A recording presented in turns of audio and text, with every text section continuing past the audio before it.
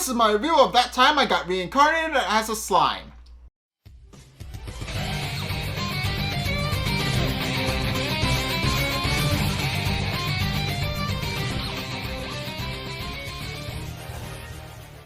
Okay, so this episode actually showcases the fight with Clayman's army, and that is the main bulk of what today's episode is. But what today's actually, I know I'm 2 weeks behind, but regardless, it's new to me, so I haven't seen it yet. So that's where we're going. But in any case, this episode starts off with Rimuru helping trainee evolve into a doll dryad, which, long story short, it's just fancy way of saying that now she can actually free roam and not be tied to the Great Forest of Jura, so that she can actually go to Walpurgis with Rimuru.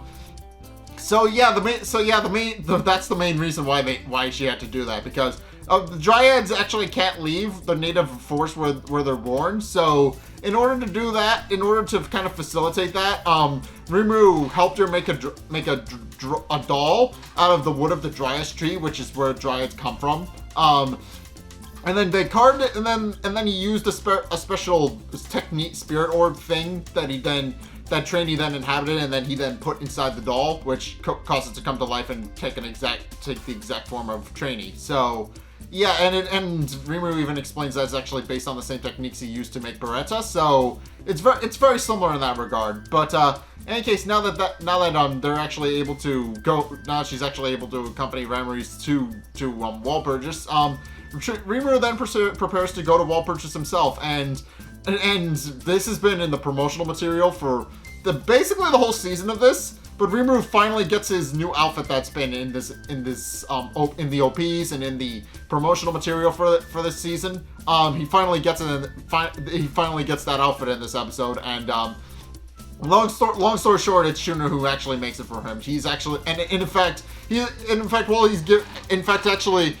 gets a call from Benimaru, who's making preparations to go to war. And he's not really able to be there himself because he's actually posing for Shuna so that she can actually stitch his outfit together.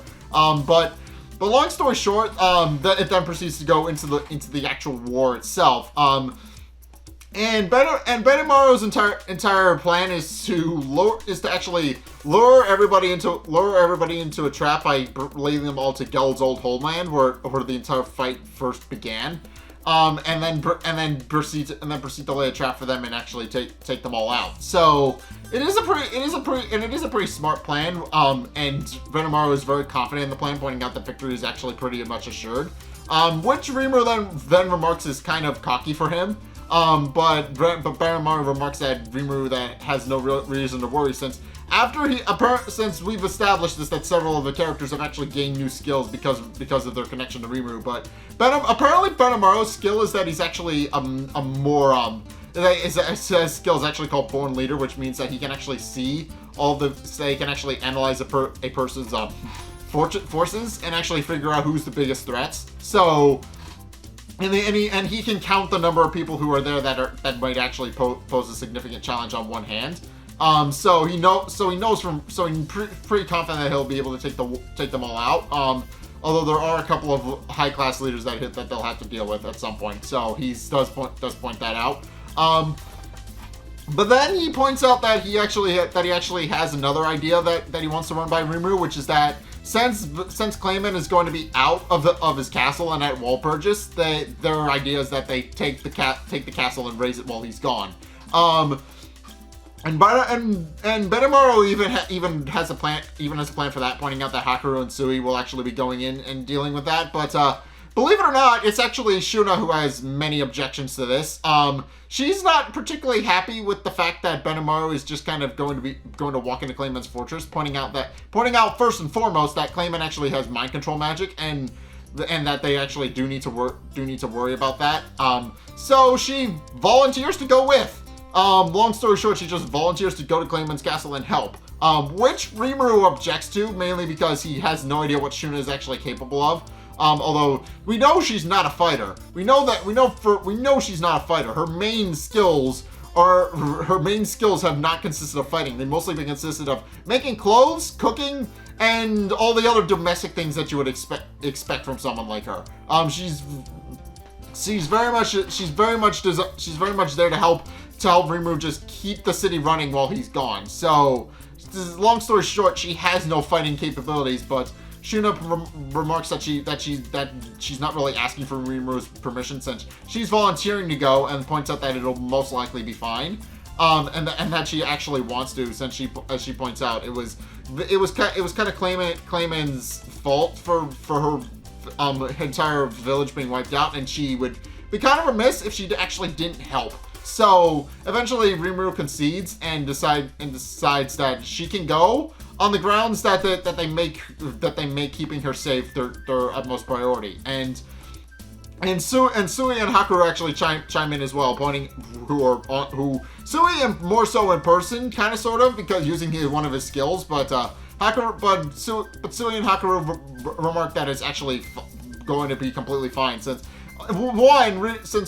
she's actually able to negate. They actually are pretty resistant to mind control magic, and Shuna's abilities will help with that. We haven't seen much of what her abilities are, but she did negate a mind control ability by herself when the other rulers and the Kingdom of Falmouth invaded. So methinks she does have some sort of ability like that she is keeping secret, but more to the point, she actually knows how to use transportation magic. So on the off chance that things do go wrong, she can easily escape and head back to the Kingdom of Tempest without much hassle. And Hakurou even remarks that she might actually be able to escape faster than he can. So Rimuru does point out that is probably fine, but does reinforce the point that they actually need to keep her safe.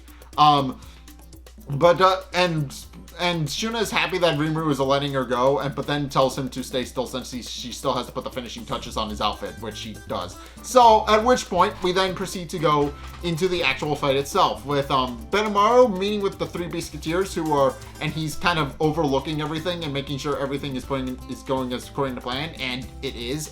The entire army is being led directly into Geld's trap, so they're going to just kind of... and we do find out what Geld's trap actually is, so we'll see that in a minute, but, well, we won't see it in a minute, but we'll explain that in a minute. But he then proceeds. But as they're explaining, Elvis actually asks Benimaru to actually if she can actually be promoted and actually be able to help, since obviously it feels very one-sided. And Benimaru kind of agrees to that, pointing out that he actually wouldn't mind having her be his co-counsel and actually helping. But in case he then proceeds to point out that their main idea and their main threat is actually the leadership roles. So they actually do need to figure out a way to take that out. At which point Fobio and Sufia actually volunteer to actually take out the leadership. And Albus actually involves herself as well, pointing out that she actually does want to help as well, since obviously they've had everything taken from them, and obviously they want to be for help. And Benimaru sees through that immediately, figuring out that the reason she asked for a promotion was mainly because of the fact that he knew that she would want to actually work independently and actually take out the leaders.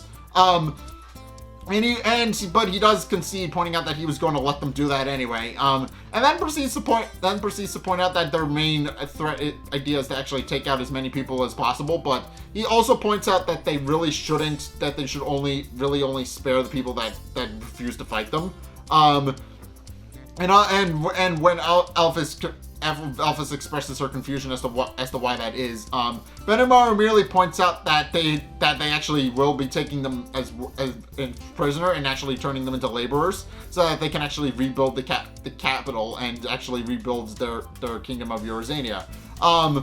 And that it was actually Rimuru's idea to do all of that. And Elvis is actually pretty happy with that, pointing out that she concedes Rimuru has actually thought of everything, and she concedes to that, pointing out that she's more than happy to take people prisoner if it means they have extra hands to actually help rebuild the capital.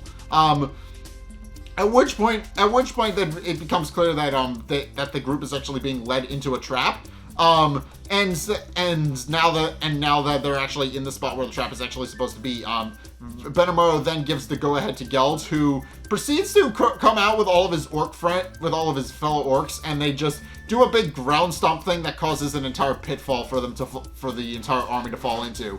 Save for the ones that can fly, which Gabiru and his army then proceed to deal with as well, and take them out. And it quickly becomes apparent that this entire fight is completely one-sided, because now the entire army has effectively fallen into a pit trap, and now because of that, they're actually stuck down there and can't get back out. Because Benimaru's forces have actually joined them down there and are actually attacking them.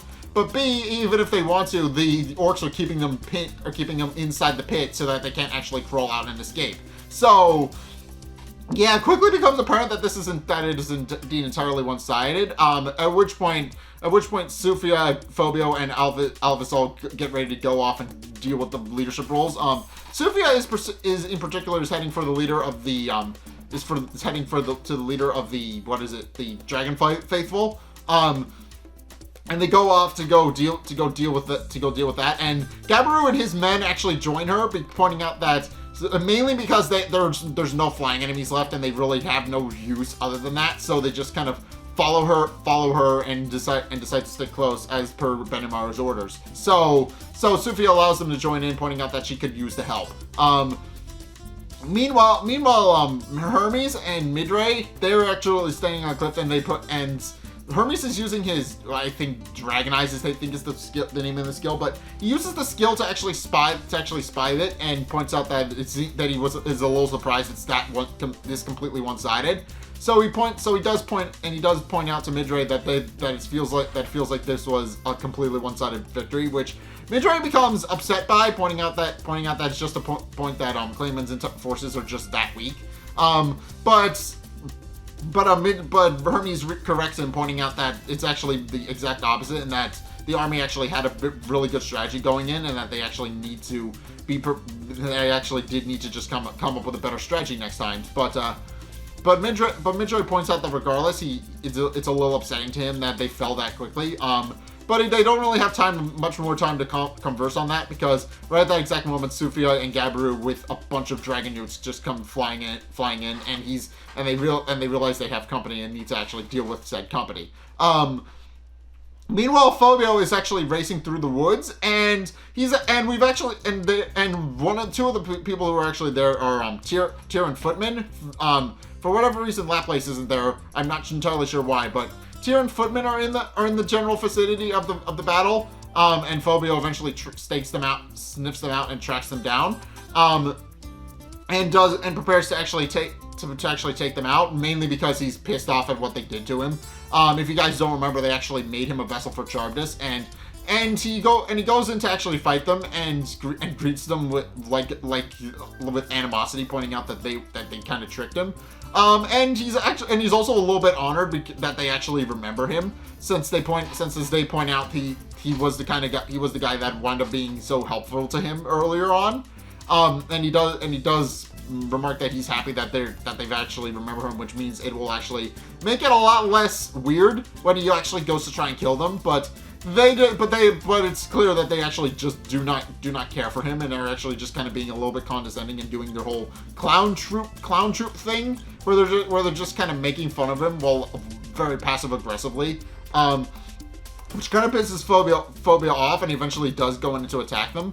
And while it does seem like it's a little bit on one side because it is 2 against 1, eventually Geld shows up on Benimaru's orders to help Phobia fight. Pointing out that he's more than willing to lend a hand, especially since his fellow orcs can actually keep everybody in the pit without him. And he joins up with Phobia, pointing out that they'll actually make excellent prey for him. So yeah, Tyr and Footman actually have to fight against Phobia and Geld, who are established to be very powerful, and they're probably although I think Tyr and Footman are actually maybe Demon Lords. I'm not entirely 100% on that. I think they might be, or at least sub-Demon Lords. I'm not entirely 100%, but and then finally, it's we actually see Yamza, who is who's kind of meeting with his remaining leadership to try and figure out what exactly is going on. And obviously a messenger comes to him pointing out that they actually do need some preparations to actually try and fight back, and that they're actually completely overwhelmed. And Yamza is kind of calculating what his next move should be, since obviously Yamza is a member of the Five Fingers, which means he's kind of given some autonomy as far as Five Fingers go, and especially since he joined them willingly. But his idea is that his plan is that he's actually trying to figure out a way to actually save his own skin. Since obviously if he goes back to Clayman with a bad report, he might be killed or worse. So he doesn't really want, and he doesn't really want that. So he's trying to think of a way to actually save his own skin, and eventually concludes that he should bring in the index finger Adelman, who we don't actually see in this episode, but he does remark that Adelman can't really move from where he is, but Yamza is planning to go back home and get him, since Adelman apparently has the ability to raise the dead, which will keep their numbers basically going on forever, and Rimuru's army will actually never be able to win if he's there. So with that, he then proceeds to get ready to go and get him, and again reinforces the idea that he is indeed given some autonomy since he joined himself, and that points out that even if he actually covers his tracks well enough, that Clayman won't actually know what's going on. At which point he proceeds to use transportation magic to actually escape. And quickly realize that it does not work. So he quickly realizes that there's an enemy blocking his skill, and goes back to warn everybody about that there's an enemy, only to discover that they've all been poisoned, petrified, and otherwise. And he realizes that somebody is actually there. And eventually he comes out and realizes that Albus has actually started targeting him and his men. And realizes that Albus is actually trying to make it even, so it's a one-on-one fight. So he then goes in and challenges her to said one-on-one fight, and Albus absolutely agrees to it, pointing out that she's more than happy to show him the strengths of Demon Lord Carrion. So they then proceed to fight each other. And it quickly becomes apparent that they're very much evenly matched, or at least somewhat. And they're actually able to hold their own against each other. So, and Yamza quickly realizes this, which is why he summons reinforcements into a one-on-one fight, and it's clear that Yamza is actually cheating, but Albus just kind of doesn't care and petrifies them all, and they all just fall to the ground and break. But it does leave her open to an attack from Yamza, or at least it seems that way, until Gabta and his Goblin Rider suddenly emerge out of Albus's shadow on Benimaru's orders. And proceed to defend her. And Albus does point out that she did notice something was off, pointing out that she did sense somebody was there, but didn't actually see anybody. And Gabta is just kind of impressed, pointing out that most people actually can't sense him when he's there, and that she must be very powerful. But he's actually cut off when Yamza tries to fire off a magical attack, which Gabta actually successfully parries, but he does point out that not really sure if he's actually going to be able to face off against Yamza at all. Especially since Yamza is clearly a lot more powerful than he is, and Gabta is just getting lucky and hoping he actually succeeds in parrying one of Yamza's attacks. Since he's able to dodge and parry, but it's only a matter of time before Yamza eventually kills him, and he knows that. And he even gives his orders to the other Goblin Riders to try and keep their distance from Yamza and try and pick off any subordinates that are actually interfering with their one-on-one fight. But eventually Yamza voices his anger that the Goblin Riders are there at all. And which is Gabta's excuse to actually bow out of the fight and actually decides to actually referee the one-on-one fight to see who actually wins. So he and the Goblin Riders just kind of chill out while Yamza and Albus prepare to fight, and that's how the episode ends. So yeah, this episode mostly just sets up the fact that the fight against Clayman's armies was completely one-sided from the beginning, considering Rimuru's evolution gave everybody a bunch of skills that made it kind of difficult for them to fight back. So it quickly becomes apparent that Rimuru's army is indeed very much powerful and very hard to deal with, especially since it has so many different varieties of different monsters and humans alike, that it's basically impossible to actually face off against it because you have no way of really preparing for a mixed army like this. And also this episode does set up the fact that now because of this, Rimuru's party members are actually prepared to actually go to war against the main leadership. With Supio, Phobio, and Albus leading the charge, but also several of Rimuru's other subordinates have actually joined in as well under Benimaru's orders. So I'm looking forward to see how those fights are actually going to go. But for right now, that's my review of That Time I Got Reincarnated as a Slime. What did you guys think? Let's get a discussion going in the comment section down below, or over on my Discord server, link in the description. Anyway, thank you guys so much for watching. If you enjoyed, be sure to like, comment, and subscribe. Also, be sure to follow me on Twitter in the description below. Be sure to check out my Patreon if you want to help support me. It's only a couple bucks a month. It does help me out, and you guys get access to a bunch of cool perks that I'm always saying thanks. So be sure to check those out in the description below. And finally, if you want to see more content from me, then be sure to check out the videos linked in the end screen. The top video is the most recent video. It may or may not be this one. Whereas the bottom video is the video recommended to you based on what you've already seen from me. So if you want to try something new or see more of what you like, then be sure to check both of those videos out. But regardless of whether or not you do any or all those things, thank you guys so much for watching, and until next time, I will see you guys in the next video. Peace!